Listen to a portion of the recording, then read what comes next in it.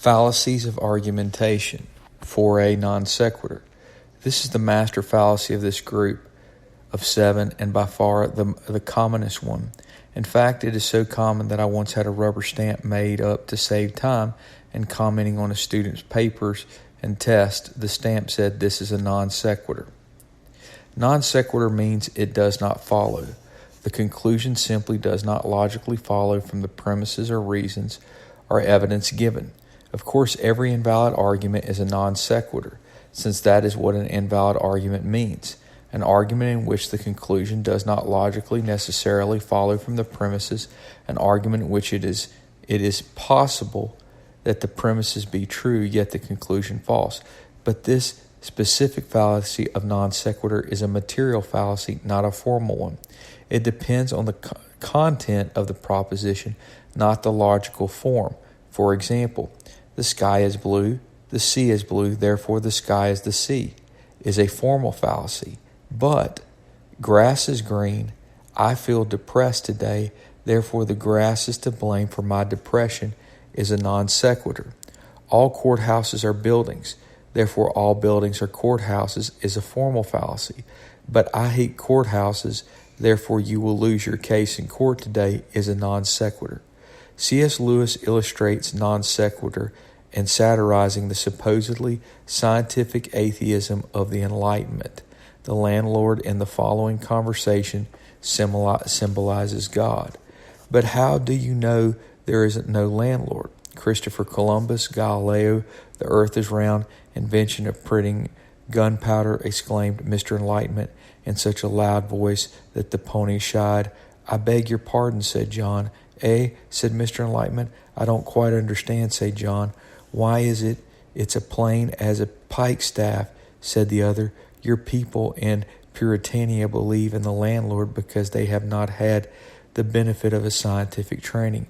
For example, now I dare say it would be news to you to hear that the earth was round as an orange, my lad. Well, I don't know that it would, said John, feeling a little disappointed.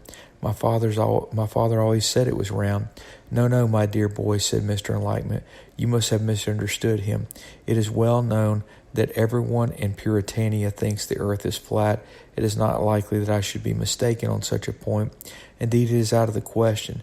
Then again, there is the paleontological evidence. What's that? Why, they tell you in Puritania that the landlord made all these roads, but that is quite impossible, for old people can remember the time when the roads were not nearly so good as they are now. What is more, scientists have found all over the country traces of old roads running in quite different directions. The inference is obvious. John said nothing. I said, repeated Mr. Enlightenment. That's the inference was obvious. Oh yes, of course, said John, hastily turning a little red. From Pilgrim's Regress. 4b, Ignoratio Elenchi. This fallacy, usually called the fallacy of irrelevant conclusion, or the fallacy of false refutation, it means literally ignorance of the chain, that is, the chain of reasoning. It consists in giving reasons that prove a different conclusion than the one the argument purports to prove. The premises, like a misdirected arrow, hit another target than the one aimed at. You could thus call this the fallacy of missing the point. It is very similar to the non sequitur. For example, it may be argued that socialized medicine is necessary because many poor people die due to lack of adequate basic medical care. The premise is true and certainly proves something in the area of social needs, but it does not prove that socialized medicine is necessary, even useful, to attain this end. Neville Chamberlain argued for England's appeasement of Hitler on the grounds that peace was preferable to war. The premise is true, but did not support his conclusion. In fact, his appeasement encouraged Hitler to go to war. 4c, Begging the question. Begging the question means assuming what you set out to prove, smuggling the conclusion back into the premises, usually under different words. This is a very common fallacy, and even great philosophers occasionally commit it. For instance, Descartes' famous cogito ergo sum, I think, therefore I am, is really an example of begging the question. For what he wants to prove is that he exists, that there is an I, but he assumes that there exists this I behind the thinking and puts it into his premise. This is not clear in Latin, where the I is not separate from the verb, but it is clear in English or in French, je pense, dos, je suis, and Descartes quickly amended his argument, changing it from syllogism to a single, supposedly self-evident proposition, I think or I am. 4D, complex question. This fallacy consists of asking a question which cannot be answered without begging another question. You are damned if you do and damned if you don't. The classic example is, have you stopped beating your wife? Whether you answer yes or no, you implicitly admit that you have beaten your wife. A question often has a hidden assumption. For example, who made God assumes that God has been made, an assumption only a pagan believes. And the question, what happened before time began, assumes that there was a time before time, which is logically self-contradictory. Usually a complex question has a personal agenda. For example, do you think we should keep having these useless meetings or not? How could it be a good idea to reject this good idea? That's self-contradictory. Or are you hopelessly stupid today than yesterday or not? 4E, argue in a circle. This fallacy consists in using a conclusion to justify a premise after having used the premise to justify the conclusion. Thus, it is really another version of begging the question, assuming what you are supposed to prove, namely the conclusion, but this time not just assuming it, but also using it as a premise to prove your other proposition. Examples: all the precepts of the Quran are true. Why? Because they are the word of Allah. How do you know they are the word of Allah? Because the Prophet Muhammad says so. How do you know Muhammad tells the truth? Because he is Allah's prophet and Allah's prophet cannot lie. How do you know Muhammad is Allah's prophet? The Quran says so. Second example, why are you studying? To pass this test. Why do you want to pass the test? To pass the course. Why do you want to pass the course? To graduate with a high grade point average. Why do you want to graduate with a high grade point average? To get a job. Why do you want a job? To make money. Why do you want to make money? To raise a family and have kids. Why do you want to raise family and have kids? So that they can go to college and be successful.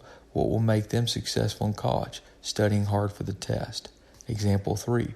There is a story of a sane person being by mistake shut up in the wards of a lunatic asylum, and when he pleaded his cause to some strangers visiting establishment, the only remark he elicited in answer was, "How naturally he talks. You would think he was in his senses."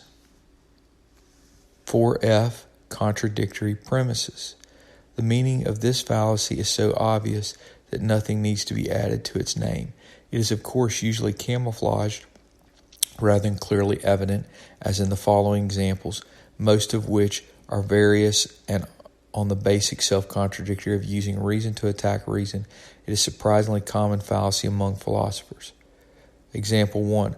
Our reason is capable of nothing but the creation of universal confusion and universal doubt. It has no sooner built up a system than it shows you the means of knocking it down.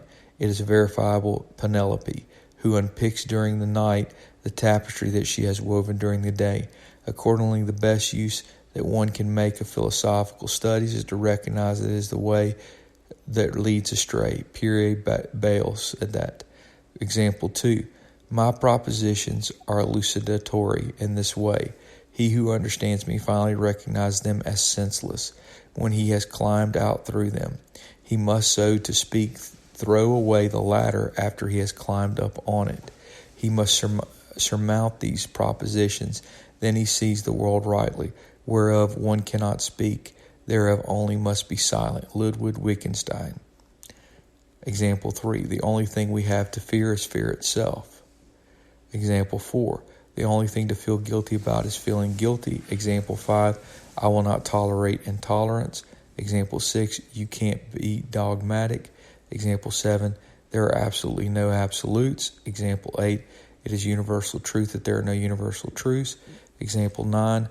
We can know nothing. Example 10. All truths are culturally relative, despite the fact that no other culture outside our own believes that. Example 11. Words like should and ought are not permitted in these conversations. Example 12, truth is subjective. Example 13, truth changes. 4G, false assumption. This fallacy is similar to begging the question, but the false assumption is more covert. It is the basis for many jokes. For example, two old men, Seth and Jed, lived next to each other in the Maine woods for 50 years without ever speaking to each other. Seth had often thought of breaking the ice, but he'd always been afraid to go on Jed's property because of an enormous, fierce-looking dog that was always on Jed's porch. One day he called out, "Jed, can I come over your yard?" "Yep, but Jed, if I come over your yard, won't your dog bite me?" "Nope." So Seth ventured into Jed's yard and was promptly torn in pieces by the dog. "You said your dog wouldn't bite me." "That ain't my dog." Example 2. A monk found another smoking while saying the rosary. "Did the abbot give you permission to do that?" he asked. "Yes," replied the second. The first monk was upset. "Then why did the abbot say no to me when I asked him the same question?" "What did you ask him?" said the first monk. "I asked him if it was all right to smoke while I prayed." "Oh," said the monk, "that explains it. I asked him if it was all right to pray while I smoked." What is the hidden assumption of each question? Example 3. Life is not a problem, so why are you asking for a solution? Example 4. I can turn my bedroom light off and leap into bed before the room is dark, yet my light switch is 20 feet away from my bed. How do you do that? I wait till it's daytime.